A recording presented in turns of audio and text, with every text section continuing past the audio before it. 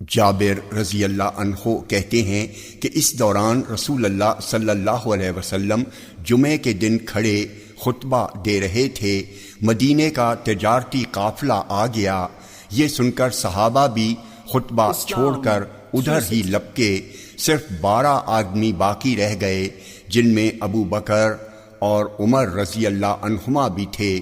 اسی موقع پر آیت وَإِذَا رَأَوْا تِجَارَةً او لہوا انفضوا الیہا وترکوک قائما، اور جب کوئی سودا بکتا دیکھیں یا کوئی تماشا نظر آ جائے تو اس کی طرف دوڑ جاتے ہیں اور آپ کو کھڑا ہی چھوڑ دیتے ہیں۔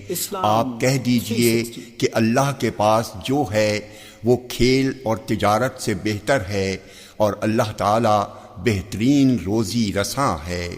نازل ہوئی۔ جامع ترمذی حدیث نمبر 3311،